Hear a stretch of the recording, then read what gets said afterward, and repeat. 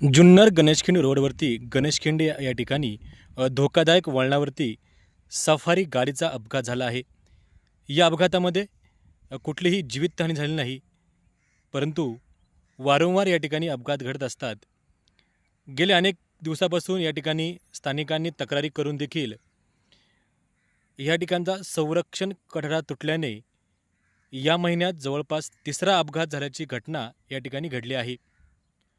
स्थानिकांच्या मदतीने चालकाला बाहेर काढून त्याला कुठलीही दुखापत झाली नाही, सुखरूप तो बचावला आहे.